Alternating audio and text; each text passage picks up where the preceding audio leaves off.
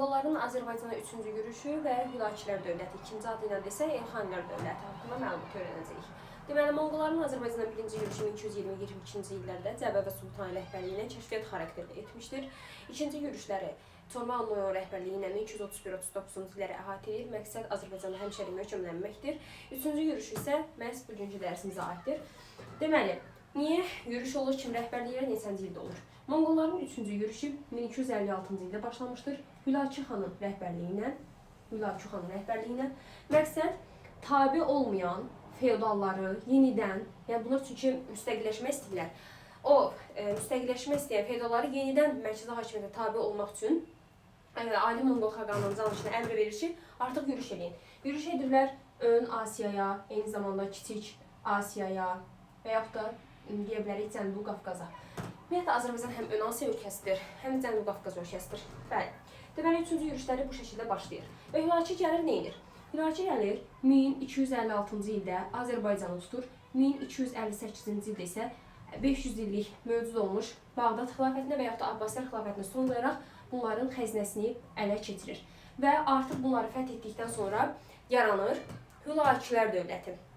Demək ki, tərəfindən yaradılıb, Hülakü xan tərəfindən yaradılıb. Hülakü dövləti yaranıb 1258-ci ildə, süqut edib 1357-ci ildə. Paytaxt şəhərləri Azərbaycan seçilər. Yəni Azərbaycan onlar üçün siyasi mərkəz olur. Hansılardır paytaxtları? Marağa, Təbriz, Sultaniyə və yenidən Təbriz. Demək, Təbriz ikinci və sonuncu paytaxt olmuşdur. Bundan öncə biz keçmişdik Təbriz rəvadilərlə paytaxt olmuşdur. Demək, rəvadilərlə Hülakülərin ortaq xüsusiyyətidir. Və yaxud da Marağa. Marağa keçmişlik Sacilər. Saclərlə Hülakülərin ortaq xüsusiyyəti nədir? Paytaxtın Marağa olmasıdır. Amma Sultaniyə sadəcə Hülakülərin paytaxtı olacaq. Paytaxt şəhərləri demişəm, bunların qışlağı və yerləri haqqında da məlumat verək. Qışlaqları Muğandır və yaxud da Aran deyə bilərik. Yaylaq şəhərləri isə Qarabağ ərazisidir. Və Azərbaycan dediyi axı Hülakülərin tərkibinə daxil olur. Azərbaycan burada artıq şimal və cənub bir yerdə gedir. Yəni Azərbaycan sözünü işlədəndə həm şimal, həm də cənubu nəzərdə tutur. Və şimal-cənub Azərbaycan 250.000 kvadrat kilometr idi ərazisi. İndi nə qədərdir? 86.6. Görün nə qədər Azərbaycan ərazisi kiçilibdir həminki vaxtdan. Yaxşı, Hülakü xanın hakimiyyətə gələndə görə bunun ərazisi hansı hissələri idi? Düzdür, çox testlərdə görməyəcəksiniz, amma ola bilər ki, müəllif testlərində olar. Ona görə deyirəm. Amudəryadan Aralıq dənizinə qədər, eyni zamanda Qafqaz dağlarından İran körfəzinə qədər və yaxud yaxın şərq, orta şərq ölkələrini əhatə edir. Və Hülakülər dövləti neçənci Monqol ulusudur? Deyirik, 5-ci Monqol ulusudur. Bilirsiniz ki, Çingiz xan 4 oğlu arasında bölmüşdür və bu 5-cisidir. 5-ci Monqol ulusu olmuşdur. Yaxşı, Hülakü xanın ümumiyyətlə daxili siyasətindən desək, bu daha çox köçəri Monqollarla arasını yaxşı saxlayır. Köçəri Monqollarla, Monqol nə yazıram bilmədim. Hə. Amma yerli feodalları və oturaq əhaliyə göz verir, işıq vermir. Yəni işi köçərilərdir, gəlmələrdir. Amma yerli əhaliyə, oturaq əhaliyə göz verir, işıq vermir. Və yadınızda saxlayın ki, Hülakülər dövləti mərkəzləşmiş dövlətdir. Manna, Albaniya, Hülakülər bunlar necə dövlətdir? Mərkəzləşmiş dövlətdir. Yaxşı, Hülakü xanın dövründə məsləhətçi kimdir? Baxın. Hülakü xanın məsləhətçisi Abaqa xanın vəziri olmuş bir şəxs var. O da Nəsrəddin Tusidir. Tanışsınız da bu şəxsi. Nəsrəddin Tusi demək kim oldu? Hülakü xanın məsləhətçisi. Abaqanın isə vəziri olmuşdur. Daha sonra Hülakü xan Yuşmut adlı bir şəxsi Arranın hakimi təyin eləmişdir. Yaxşı, Hülakülər dövləti yarananda digər bir Monqol dövləti olan Qızıl Ordu dövləti narahat olur. Nəyə görə? Çünki Azərbaycan iqtisadi, coğrafi mövqeyi çox yaxşı yerdə yerləşir. Eyni zamanda ticarət yollarının üzərində yerləşir, karvan yollarının üzərində yerləşir və sənətkarlıq mərkəzidir. Ona görə Azərbaycan uğrunda Hülakülər və Qızıl Ordular arasında ikisi də Monqol dövlətidir. Mübarizə başlayır. 2025-də düşmüşdü. Xronologiya salmışlar bu sualı. Yazmışlar ki, Hülakülərlə Qızıl Ordu arasında müharibə neçənci ildə başlamışdır? Deyəcəksiniz 1258. Çünki Hülakü dövləti nə vaxt yaranıbsa, artıq onunla Qızıl Ordu dövləti arasında müharibə başlamışdır. Müharibə nə uğrundadır? Əsasən Azərbaycan uğrundadır. Bəs müharibə harda gedir? Azərbaycan ərazisində gedir, bir də Xəzər dənizinin sahillərində gedir. Buna görə də Azərbaycanda ciddi dağıntılara məruz qalmışdır, irriqasiya sistemləri dağılmışdır və s. Yəni fəlakətlər olub və müharibə gedirsə nə gözləyirsiniz? Fəlakətlər olur. Buna görə deyirik 1280-1290-cı illərdə Xani dövləti və yaxud da Hülakülər dövləti artıq bir iqtisadi tənəzzül yaşayırlar. Sırf 80-90-cı illərdə, ta ki Qazan xanın hakimiyyətinə gələcəyinə qədərki dövrdə. Yaxşı, Hülaçılar dövlətinin ikinci adı nədir? Elxanilərdir. Niyə belə adlanır? Çünki Hülaçı xan Elxan titulunu qəbul etmişdir, o səbəbdən elə adlanır. Yaxşı, bunu dedik, keçək digər bir şəxsə.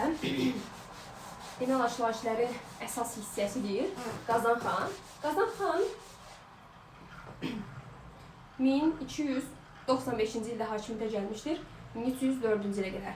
Bəzən görə bilərik, 13-cü əsrin sonu, 14-cü əsrin əvvəlində hakimiyyətdə olmuş şəxs kimdir? Qazan xandır. Qazan xan baxır ki, vəziyyət pisdir, bunu düzəltmək lazımdır. Bunu düzəltmək üçün islahatlar keçirir və 6 sahə üzrə islahat keçmişdir. Bunları mütləq şəkildə bilməlisiniz. Dini islahat, torpaq islahatı, vergi islahatı, məhkəmə islahatı və rabitə islahatı və ticarət. 6 sahədə islahat keçirmişdir. Yaxşı, baxaq görək. Demək, islahatın məqsədi, islahatda Qazan xan nəyə görə islahat keçirər? Məmurların özbaşınalığının qarşısını almaq üçün, vaxtı-vaxtında xəzinəni, o gəlirlərin daxil olması üçün, iqtisadiyyatı yenidən bərpa eləmək üçün bu səbəbdən islahatlar keçirmişdir. Elə bilim qeyd etmir. Baxaq, iş olaraq keçirdiyi islahat dini islahatdır. Dini islahatı nədir? Bu, Hülaçı xan dedi, köçərləri öz tərəfinə çəkir. Bu, yerli əhalini öz tərəfinə çəkir. Və yerli əhalinin dini nədir? İslam dinidir. Biz buna görə deyirik ki, Monqollar da ərəblər kimi bütpərəstlikdən İslam dininə keçid ediblər. Qeyd edir. Bütpərəstlikdən İslam dininə keçid edən dövlətdir. Deməli, yerli əhalinin dinini qəbul edir. Nə məqsəddən? Yerli əhalini öz tərəfinə çəkmək üçün. Və özünə deyir Mahmud. Adını qoyur Mahmud. Din islahatının keçirməsində bunun bir vəziri var. Həm vəzirdir, həm alimdir, həm də həkimdir. Eyni zamanda tarixçidir. Fəzullah Rəşidəddin köməklik etmişdir. Fəzullah Rəşidəddin. Deməli, Hülaçı xanın məsləhətçisi Abaqa xanın vəziri kim oldu? Nəsrəddin Tusi.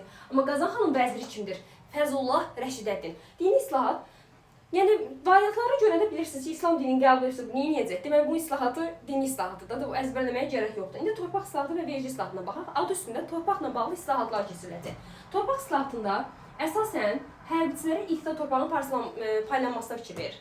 Yəni, iqta torpağı kimə imeynlə paylanmalıdır? İmeynli hərbiçilərə paylanmalıdır. Yəni, başqa şəxsə paylana bilməz. Bəs o torpağı hansı ərazidən alıb verir hərbiçilərə?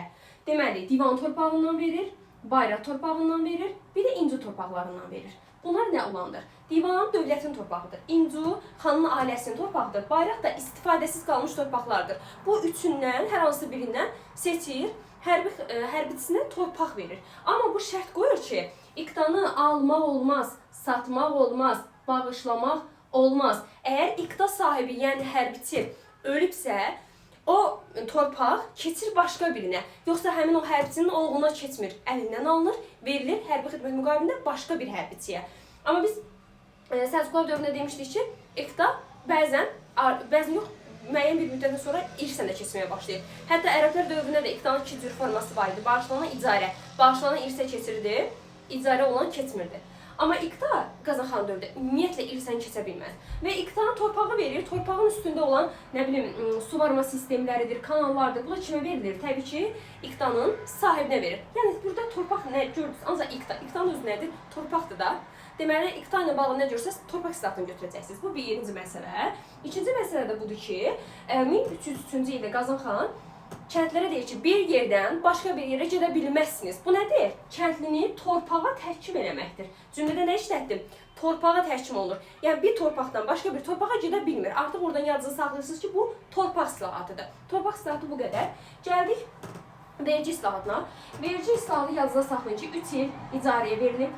Vergi islahatı kəskin mübarizə şəklində həyata keçirilir. Baxın, niyə kəskin mübarizə? Məsələn, vergi məmurlar var, vergi yığan məmurlar var. Gəlir, deyək ki, 20 manatlıq bir vergi alacaq. Gəlir 100 manatlı. 20 manatlı dövlət verir, 80 manatını qatdır, qoyur cibinə. Düzümü? Qazan xan islahat keçirəndən sonra deyir ki, olmaz da, mənim göndərdiyim şəxslər bu vergini yığacaq. Bu da narazılığa səbəb olacaq. Çünki cibləri boş qalır axı o məmurların.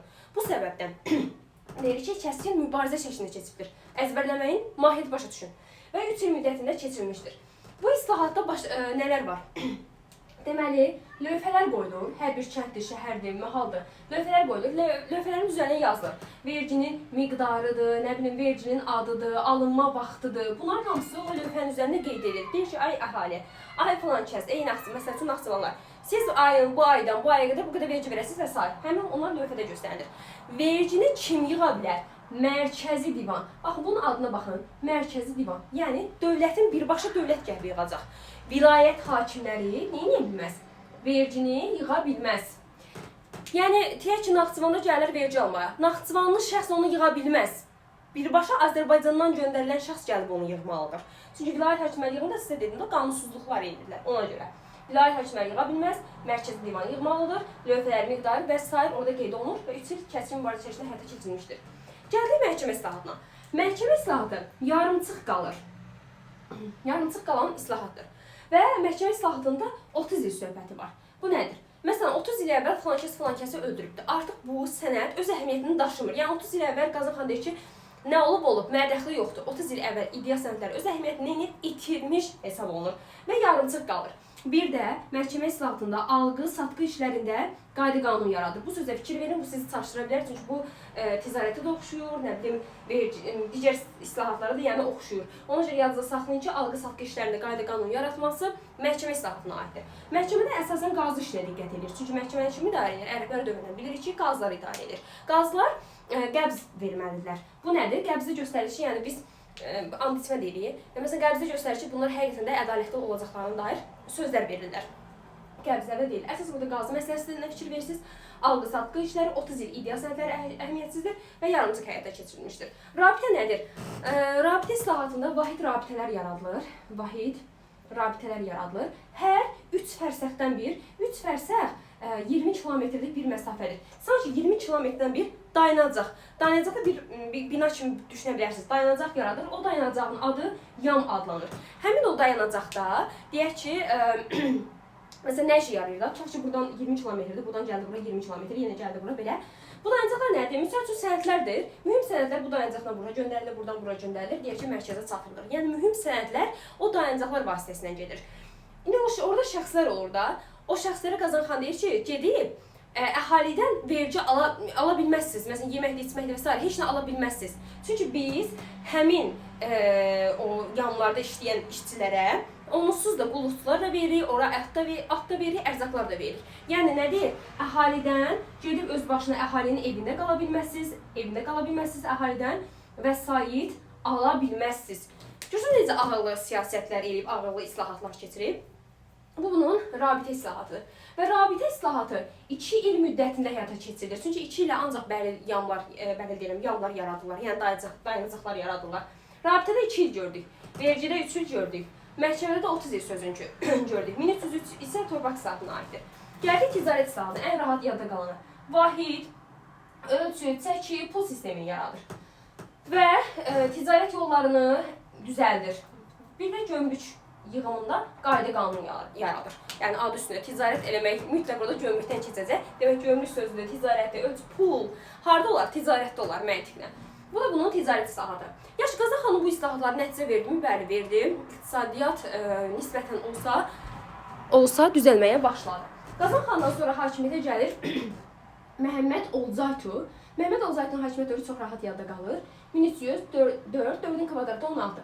1304-1316-cı illərdə hakimiyyətdə olmuşdur. Məhəmməd Olcaytun dövründə Qazanxanın islahatları davam elətdirmişdir və dövlətdə daha da gücləndirmişdir. Bitdi Məhəmməd Olcaytun. Gəldik digər bir nümayəndəsinə. Digər bir nümayəndəsi Əbu Səiddir. Əbu Səidin cəmi 12 yaşı var. 12 yaş bir şəxs dövləti yaxşı idarə edə bilmir. Çünki hər şəxs şəxsinə xəta deyil ki, dövləti idarə eləsin. Bu dövləti yaxşı idarə edə bilmir, zəif olduğuna görə. Dedik kimdir? Əbu Səid. Əbu Səidin hakimiyyət dövrü 1316-1335-ci il. Yaxşı, Əbu Səidin dövründə nələr baş verir? Bunun adından dövləti idarə edir Əmir Çoban. Çoban adlı şəxs. Hətta Əbu Səid gedib Çobanın qızı ilə də evlənibdir, yəni nicahdan istifadə edibdir. Çoban bunu idarə edir. Və 1318-ci ildə bir qiyam olur. Qiyam harda olur? Xorasanda olur. 1318-də bir Xorasan qiyamıdır. 2 Qızıl Ordu dövlətinin yürüşüdür. Bayaq dedik ki, Qızıl Ordu ilə Hüdaçilərin ilk müharibəsi başlayıb 1258-ci ildə. Daha sonra Qızıl Ordu hökmdarı 1318-də yürüş edir. 1318-ci ildə kimin dövrünə düşə bilər? Özbəyin dövrünə düşə bilər. Demək, Qızıl Ordu hökmdarı kimdir? Özbəkdir.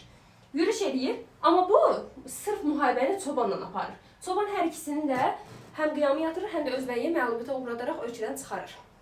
Sonra 1319-cu ildə Gürcüstanda, bizim bu Naxçıvanda və Sultaniyədə, yəni paytaxt şəhərdə qiyam olur. Qiyamı Əbu Səid yatırır bu səfər. Əbu Səid.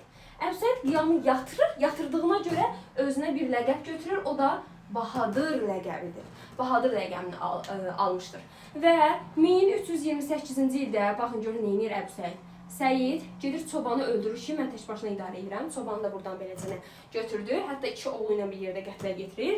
1335-ci ildə Qızıl Ordu hökmdarı Özbək yenə yürüş edir.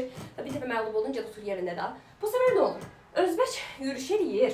Kürd çayına yaxınlaşanda Əbu Səid bunu məğlubiyyətə uğrayır. Deyir, Özbək elə bir qaçır ki, hətta gedir Şirvanşahlar ərazisi yoxdur, Şirvan ərazisində. Orada artıq sürəti azalır deyə silahlarını atır. Ta arxasına baxmadan qaçıb gedir. Kim? Bu Özbək.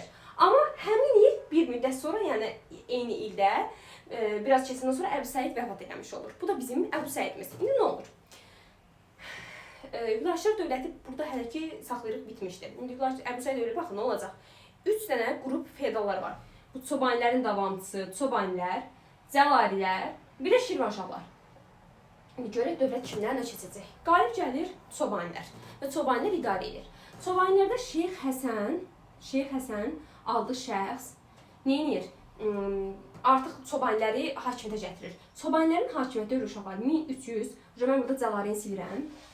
1338-dən, baxın, bu 3 il heç yazmıyor. Kitabda nə olur o 3 ildə aralığında heç nə yazılmıyor. 1338-ci ildən 1357-ci ilə qədər Çobanilər idarə edibdir. Amma bu Çobanilər Hülakilərin adından idarə edibdir. Ona görə biz deyirik ki, 1258-dən 1357-yə qədər Hülakilər idarə edib. Bir də deyirəm, dediyimiz şey çətin bir şey deyil. Baxın, 1258-dən 1357-yə qədər dövləti biz dedikdə Hülakilər idarə edir, düzdürmü? Sadəcə burada ortasında 1338-dən 57-yə qədər Çobanilər idarə edir. Amma Çobanilər Hülakilərin adından idarə edir.